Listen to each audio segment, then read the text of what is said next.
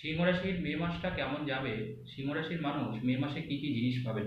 আজকে সিংহ রাশির বিষয়ে আমি পুরো ডিটেলস আলোচনা করব। যারা সিংহ রাশির মানুষ আছেন তারা এই ভিডিওর মাধ্যমে আপনাদের পুরোটাই জানতে পারবেন যে এই মাসে আপনারা কি কি পেতে চলেছেন। বর্তমানে সিংহ রাশির দ্বিতীয় কিন্তু কেতু অবস্থান করছে, সিংহ রাশির সপ্তম স্থানে অবস্থান করছে শনিদেব অবস্থান করছে, আপনার রাশির অষ্টমে বর্তমানে অবস্থান করছে মঙ্গল অবস্থান করছে, রাহু অবস্থান করছে, শুক্রদেব অবস্থান করছে, বুধ অবস্থান করছে। আপনার রাশির নবম স্থানে অর্থাৎ ভাগ্য স্থানে আপনার রাশির অধিপতি অবস্থান করছে, অর্থাৎ রবি এবং বৃহস্পতি অবস্থান করছে। তো গোচরে এই যে অবস্থানগুলো, তাই দিয়ে কিন্তু আমরা বলতে পারবো যে এই মাসটা সিংহ রাশির জন্য কতটা গুরুত্বপূর্ণ হতে চলেছে। তার জন্য অবশ্যই শেষ পর্যন্ত ভিডিওটা দেখবেন। যদি ভিডিও ভালো লাগে অবশ্যই চ্যানেলটা সাবস্ক্রাইব করবেন, ভিডিওটা একটু শেয়ার করবেন। সিংহ রাশি হচ্ছে কালপুরুষের পঞ্চম রাশি এবং এই রাশির অধিপতি কিন্তু রবিদেব। বর্তমানে রবিদেব আপনার ভাগ্যস্থানে আছে, অর্থাৎ অষ্টম স্থানে, সাথে বৃহস্পতিকে নিয়ে। দেখুন, রাশির অধিপতি শুধু যে নবম স্থানে আছে সেটা কিন্তু বড় কথা নয়, বড় কথা হচ্ছে রবি এখন তুঙ্গস্থ। কারণ এখন বৈশাখ মাস চলছে, বৈশাখ মাসে রবি মেষ রাশিতে অবস্থান করে তুঙ্গস্থ হয়ে। যখন কারো রাশির অধিপতি তুঙ্গস্থ হবে তখন সবসময় একটা জিনিস আমাদের মাথায় রাখতে হবে, তখন কিন্তু আপনি মানসিক শান্তিতে যেমন দৃঢ় হবেন, অর্থাৎ আপনার মানসিক শান্তি থাকবে, মনের জোর বাড়বে, আপনার শরীর স্বাস্থ্যও কিন্তু যথেষ্ট ভালো থাকবে এবং আপনি কিন্তু এখন যথেষ্ট মান সম্মানের অধিকারী হবেন। কর্মেও কিন্তু আপনার ভালো সাক্ষরতা থাকবে। কিন্তু সমস্যা হলো আপনার রাশির অষ্টমে কিন্তু মঙ্গল এবং রাহু অঙ্গারত্মক যোগ হয়ে গেছে। এবার দেখুন, আপনার নবমে বসে আছে রবি, আপনার রাশির অধিপতি নবমে বসে আছে, কিন্তু আপনার নবমপতি কিন্তু মঙ্গল।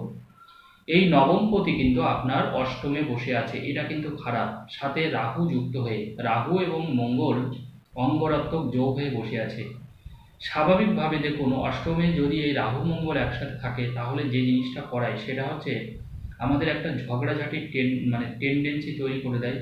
সহজে মাথাটা গরম হবে, ধীর স্থিরভাবে আপনি কাজ করতে পারবেন না, অযথা আপনি টেনশন করবেন এবং এই ক্ষেত্রে কিন্তু পৈতৃক কোনো সম্পত্তি থেকেও আপনি বঞ্চিত হতে পারেন, বা সেই সম্পত্তিজনিত কোনো অসুবিধায় আপনি পড়তে পারেন। যারা লোন করেছেন সেখান থেকে কোনো সমস্যা আসতে পারে। এই যে অঙ্গারত্মক যোগ জানবেন, মঙ্গল এবং রাহু, এটাকে কিন্তু আপনাকে একটু সতর্ক হয়ে চলতে হবে, না হলে কিন্তু আপনি কোনো বিপদের সম্ভাবনায় পড়তে পারেন। এখন কোনো রকমের ঝগড়াঝাটি অশান্তি যতটা পারবেন এড়িয়ে চলবেন, নিজের চিন্তা ভাবনা বুদ্ধিকে কাজে লাগাবেন এবং আর একটা গুরুত্বপূর্ণ জিনিস, সেটা হচ্ছে কোনো আপনার শুভান্নধায়ী মানুষ যারা আপনার ভালো চায়, মঙ্গল চায়, তাদের পরামর্শ এখন আপনি নিতে পারেন যতটা সম্ভব। মোট কথা, এখন কিন্তু খুব চিন্তা ভাবনা করে কিন্তু কাজটা করতে হবে, না হলে কিন্তু আপনার কিন্তু যে কোনো রকমের ক্ষতি সাধন হতে পারে সিংহ রাশির ক্ষেত্রে। না হলে কিন্তু আপনি মাথা গরম করে কারোর সাথে ঝগড়াঝাটি করতে পারেন, আইনত কোনো হ্যারাসমেন্ট এখন আপনার বাড়তে পারে, পুলিশি ঝামেলা, আইনত কোনো ঝামেলা সিংহ রাশির ক্ষেত্রে এগুলো কিন্তু ঘটতে পারে। পুরনো কোনো সম্পর্ক এখন ফিরে আসতে পারে সিংহ রাশির মানুষের, পুরনো কোনো সম্পর্ক কিন্তু আপনি এই সময় ফিরে পেতে পারেন, ভালোবাসার কোনো মানুষের ক্ষেত্রে বলছি, এবং সেই সম্পর্কটা কিন্তু স্টেবিলাইজ হবে এখন। এবার মনে রাখতে হবে, আপনার দ্বিতীয় যেহেতু কেতু বসে আছে, দ্বিতীয় কেতু থাকলে যে জিনিসটা হয়, আমাদের সঞ্চয় যেমন বাধা সৃষ্টি করে, ঠিক তেমনি আমাদের দীর্ঘস্থায়ী সম্পর্কে কিন্তু অবনতি তৈরি করে। কারণ জানবেন, এখন বিশেষ করে আপনার আত্মীয় স্বজন, বন্ধু বান্ধব, এদের সাথে যেমন সম্পর্ক কিন্তু খারাপ হয়ে যেতে পারে তৃতীয় কোনো ব্যক্তির জন্যে, অর্থাৎ আপনার নামে কোনো নিন্দা করতে পারে, বা আপনি যাদের সাথে মেশেন বা আপনার কোনো আত্মীয় স্বজন তাদের নামে অন্য কোনো ব্যক্তি কোনো নিন্দা করতে পারে। এবার সেটাকে হয়তো আপনি মান্যতা দিলেন এবং তাই নিয়ে কিন্তু নিজেদের মধ্যে একটা দ্বন্দ্ব সৃষ্টি হবে এবং একটা ভুল বোঝাবুঝির সৃষ্টি হবে। এখান থেকে কিন্তু সম্পর্ক খারাপ হয়ে যেতে পারে, এই জিনিসটা কিন্তু অবশ্যই আপনাকে খেয়াল রাখতে হবে। এবার দেখুন, এই যে বৃহস্পতি যে নবমী আছে এটা অত্যন্ত ভালো, কিন্তু এই বৃহস্পতি কিন্তু সিংহ রাশির দশমে প্রবেশ করবে মে মাসের শুরুতেই একেবারে, কারণ বৃহস্পতি বৃষ রাশিতে ঢুকবে।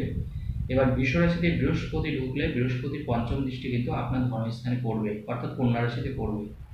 তাহলে দেখুন বৃহস্পতির পঞ্চম দৃষ্টি যখনই আপনার ধনস্থানে পড়বে সেই ক্ষেত্রে কিন্তু আপনার সঞ্চয় বৃদ্ধি হবে। তাহলে কেতু কী করছিল? কেতু আপনার সঞ্চয়টাকে আটকে দিচ্ছিল, আপনার ইনকাম হচ্ছে কিন্তু সঞ্চয় হচ্ছে না, কোনোভাবে টাকা পয়সাগুলো নষ্ট হচ্ছিল, সেই জিনিসটা কিন্তু এবার বন্ধ হবে। কারণ বৃহস্পতি একটা শুভ গ্রহ, তার যে ঘরে দৃষ্টি পড়বে সেই জায়গাগুলো কিন্তু ভালো হবে, তাহলে সেটা আপনার জন্য অত্যন্ত ভালো।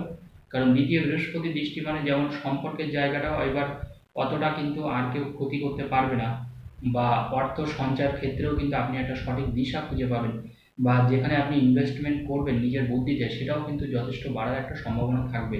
এটা আপনার জন্য অবশ্যই একটা হিতকারী সিদ্ধান্ত হবে। এবং বৃহস্পতির সপ্তম দৃষ্টি কোথায় আছে? বৃহস্পতির সপ্তম দৃষ্টি আছে বৃশ্চিক রাশিতে। এই বৃশ্চিকের ঘর কিন্তু আপনার চতুর্থ ঘর, কারণ সিংহ, কন্যা, তুলা, বৃশ্চিক, অর্থাৎ আপনার রাশির চতুর্থে কিন্তু বৃহস্পতির সপ্তম দৃষ্টি। তাহলে স্বাভাবিকভাবে চতুর্থে যখন বৃহস্পতির মতন দৃষ্টি পড়বে বৃহস্পতি গ্রহের, তাহলে চতুর্থ ঘর আপনার ভালো হলো। তাহলে চতুর্থ ঘর থেকে যেমন আমরা মানসিক সুখ শান্তি বিচার করি, ঠিক তদ্রূপভাবে আমাদের বাড়ির পারিবারিক অবস্থানটাও বিচার্য বিষয়। তাহলে এই সময় যাদের বিশেষ করে বাড়ির কোনো কাজ আটকে আছে, বা বাড়ির কোনো সমস্যা চলছে, বা পরিবারের মধ্যে যে অশান্তির একটা বাতাবরণ তৈরি হয়েছে, সেই জিনিসটা কিন্তু এবার কাটতে চলেছে সিংহ রাশি। এটা আপনার জন্য অবশ্যই একটা ভালো জিনিস।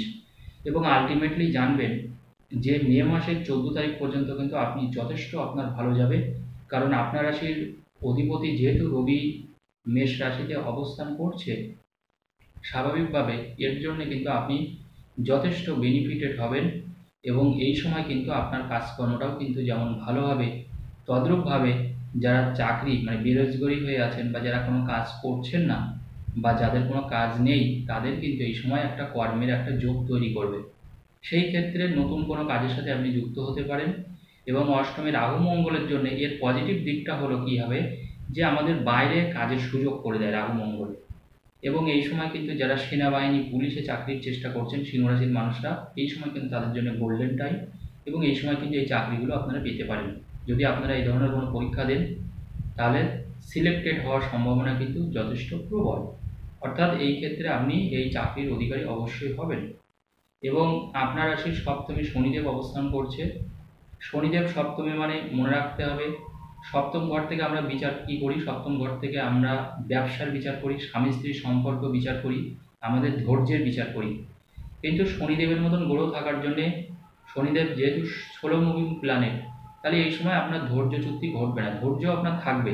কিন্তু সমস্যাটা হচ্ছে যে রাহু মঙ্গল একসাথে হয়ে গেছে এই 23শে এপ্রিল থেকে, এই জন্যে কী হবে, এই অঙ্গারক যোগের জন্যে আপনার এই সময় ধৈর্যচ্যুতি ঘটতে পারে, এবং এই সময় কোনোভাবে আপনার কাজকর্মের ক্ষেত্রে অসুবিধা হতে পারে, বা বিশেষ করে মাথা গরম করে ফেলা, মানে আপনি কোনো একটা নেগেটিভ কিছু শুনলে সেই জন্যে কিন্তু আপনি মাথা গরমটা দয়া করে করবেন না, খুব ঠান্ডা মাথায় চিন্তা করে কাজ করবেন।